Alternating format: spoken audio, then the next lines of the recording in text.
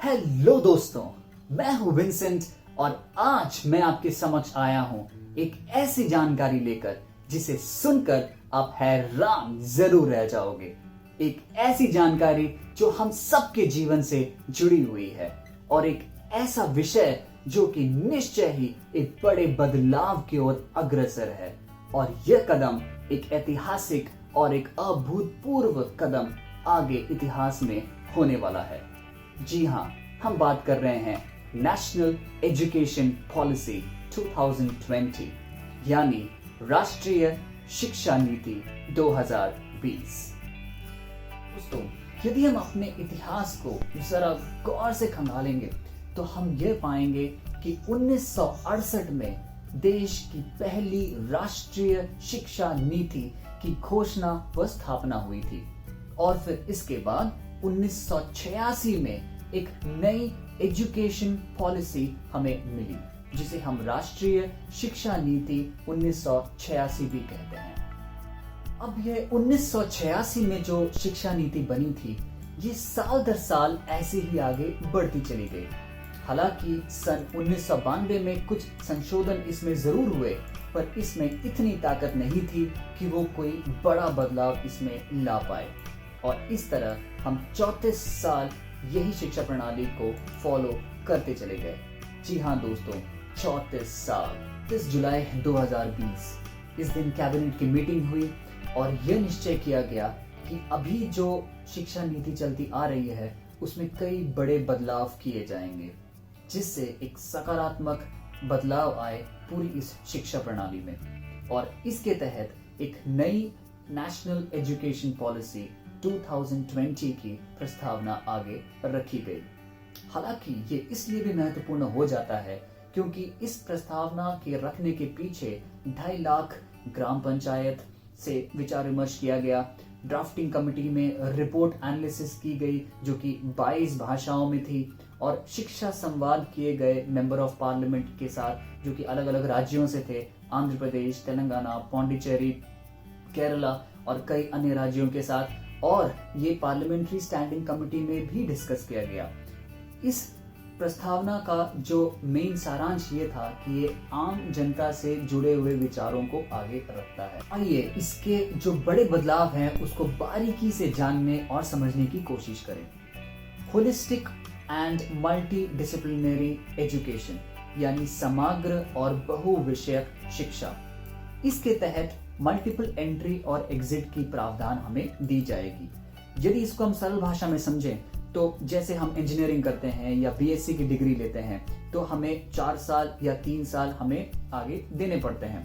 अब ये मान के चलिए या ये सपोज करिए कि अगर आपके पढ़ाई के दौरान पहला साल आपने पढ़ लिया, दूसरा साल आपने पढ़ लिया, फिर आपको यदि कोई घटना होती है आपके साथ, या तो वो पारिवारिक हो या तो वो निजी हो, जिसके कारण आप आगे की पढ़ाई कंटिन्यू नहीं कर पा रहे हैं, तो ऐसी स्थिति में आपकी पूरी डिग्री जो है वो व्यर्थ नहीं जाएगी। आप वापस आ सकते हैं और जहां से आपने छोड़ा है वहां से आप कंटिन्यू आप पढ़ाई कर सकते हैं। तो इस प्रस्तावना में कुछ क्रेडिट सिस्टम की बात की गई है, तो इसको समझने की हम कोशिश करते हैं। पहले साल में जो हम पढ़ाई करते हैं उसकी क्रेडिट सिस्टम हमें दी जाएगी। दूसरे में हम जो पढ़ाई करते हैं दूसरे साल की भी क्रेडिट सिस्टम दी जाएगी। और यदि हम बीच में एक गैप लेते हैं जिसे सबैटिकल का नाम दिया गया है, जो कि निर्धारित किया जाएगा कि कितने समय तक आप गैप ले सकते हैं, उसके बाद यदि अगर आप आते हैं तो वो जो प्रथम और द्वितीय वर्ष की जो आपकी क्रेडिट है वो इसमें जुड़ जाएगी और आपका वो डिग्री व्यर्थ नहीं जाएगा। और भी प्रावधान बताए गए हैं कि यदि आप 1 साल बाद कुछ ऐसी स्थिति आती है कि आप आगे कंटिन्यू नहीं कर पा रहे हैं आपकी एजुकेशन, तो आपको पहले साल के बाद आपको सर्टिफिकेट दिया जाएगा। दूसरे साल तक आप पहुंचते हैं तो आपको डिप्लोमा दिया जाएगा और अगर तीसरे चौथे साल तक होते हैं तो आपको डिग्री दी जाएगी। तो कुल मिलाकर ये हम समझ सकते हैं कि एक डिजी लॉकर जैसा कॉन्सेप्ट है जहां पे हमें हमारी एकेडमिक क्रेडिट बैंक की तरह हमारी सारी क्रेडिट वहां पे जमा रहेगा, जिससे कि हमारा कोई नुकसान इस स्थिति में नहीं होगा। और अगर हम मल्टी डिसिप्लिनरी की बात करें तो कुछ और फ्लेक्सिबिलिटी हमें दी गई है।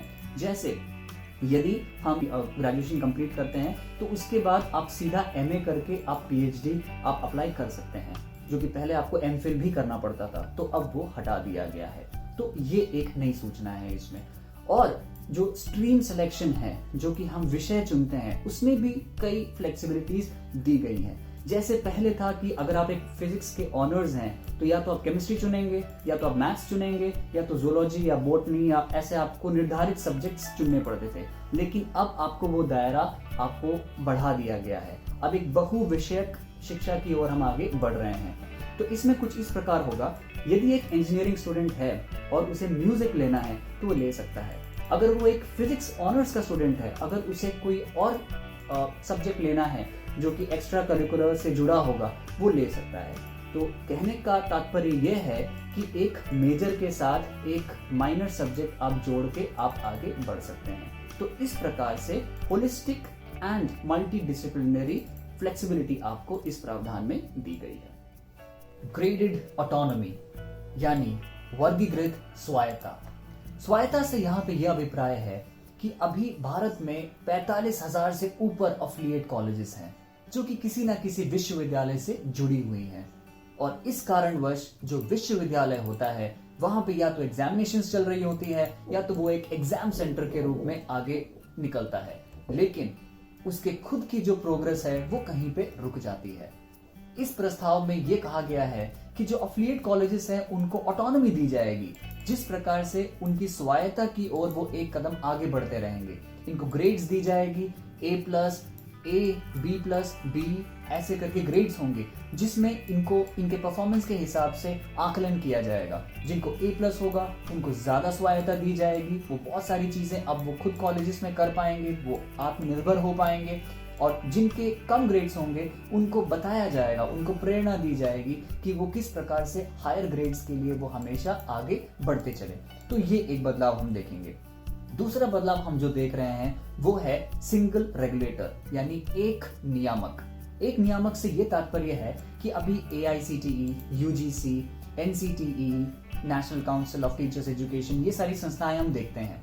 इन संस्थाओं में जो अधिकृत अधिकारी होते हैं वो अलग अलग कॉलेजेस में जाते हैं और वहां जाके उनकी फाइनेंशियल्स, एक्रेडिटेशंस, उनकी स्थापना, ये सारी चीजों का जायजा करते हैं और रिपोर्ट आगे पेश करते हैं। लेकिन अब ये सारा कुछ एक रेगुलेटर के माध्यम से होगा और वो रिपोर्टिंग भी जो होगी वो ऑनलाइन सेल्फ डिस्क्लोजर मैकेनिज्म के हिसाब से होगी, जिससे कि ट्रांसपेरेंसी बढ़ेगी और हर चीजें क्लियरली सबके सामने होंगी। अनकॉमन नॉर्म, एक समान आदर्श प्रक्रिया का निर्वहन किया जाएगा, जिसके तहत जितने डीम्ड विश्वविद्यालय होते हैं, जितने केंद्र विश्वविद्यालय होते हैं, जितने राज्य विश्वविद्यालय होते हैं, इन सब में जो भी प्रक्रियाएं होती हैं, जैसे आर्थिक, एक्रेडिशनल, फी स्ट्रक्चर, ये सारा कुछ अब एक समान मापदंड के हिसाब से आगे किया जाएगा, जिससे कि ट्रांसपेरेंसी बढ़ेगी और लोगों का विश्वास भी और बढ़ेगा।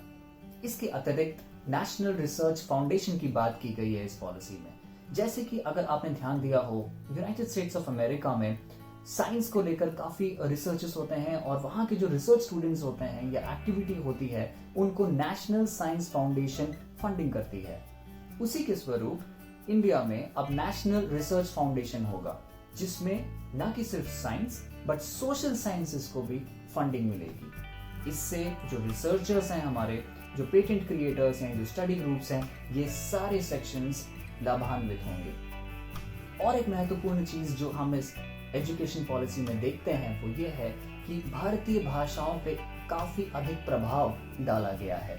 जिस प्रकार से अलग अलग यूनिवर्सिटीज हमारे भारत में हैं जो कि डिग्रीज देती हैं इन आर्ट, लिटरेचर और कल्चर, इनको और प्रोत्साहन और आगे बढ़ा के दिया जाएगा। जिस प्रकार से और कैंडिडेट्स आए और इंटरेस्ट बढ़े और कई और डिग्रीज भी इन माध्यमों में क्लासिकल लैंग्वेज को प्रेफरेंस देते हुए चीजें आगे बढ़ाए। और ई कंटेंट बहुत बार ऐसा होता है कि इंटरनेट में हमारे बहुत सारे विज्ञापन हम देखते हैं, बहुत सारे ब्रोशर्स देखते हैं, डॉक्यूमेंट्स देखते हैं जो कि अब अलग अलग लैंग्वेजेस में उपलब्ध होंगे इस शिक्षा प्रणाली के तहत, जिससे कि हमारे जो 8 प्रमुख भाषाएं हैं उन सभी में ये कंटेंट प्रोवाइड होगा और ये सारा कुछ ऑनलाइन इंटरनेट में होगा। तो ये सारा कुछ हम एक बहुत ही प्रभावशाली बदलाव हम आगे देख सकते हैं।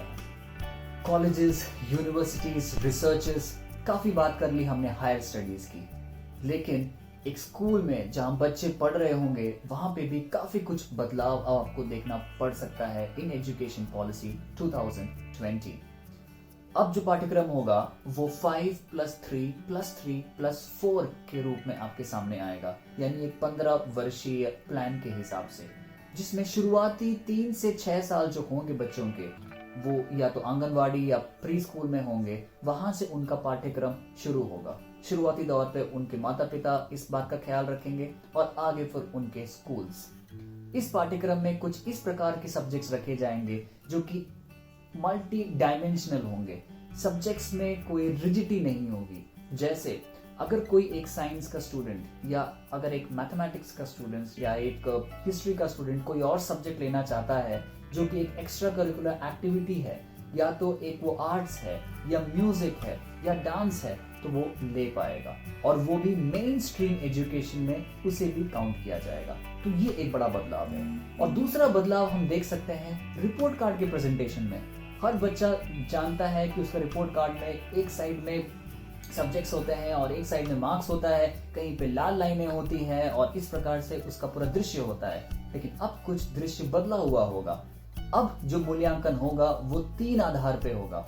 एक होगा जो कि वो जो छात्र है वो खुद करेगा, और दूसरा उसका जो सहपाठी है वो करेगा, और तीसरा जो उसकी जो अध्यापक होंगे या अध्यापिका होंगी वो करेंगे। तो इस प्रकार से जो एक रिपोर्ट कार्ड होगा वो एक होलिस्टिक अप्रोच लेके आएगा, जो कि उस कैंडिडेट का, उस छात्र का सारा कुछ वहां पे इंफॉर्मेशन मिल जाएगा।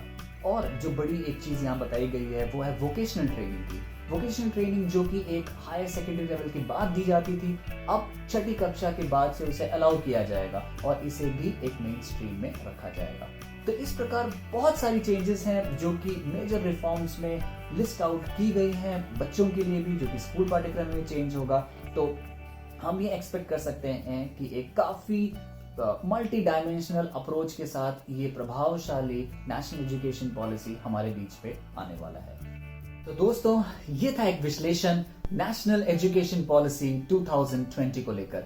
आशा करते हैं कि ये वीडियो आपको पसंद आया होगा, और यदि आपको ये पसंद आया है तो इसे शेयर, लाइक और सब्सक्राइब करना मत भूलिएगा। अगली बार फिर एक नए वीडियो के साथ, फिर एक नए विषय के साथ हम फिर हाजिर होते हैं। तब तक के लिए खुश रहिए, स्वस्थ रहिए।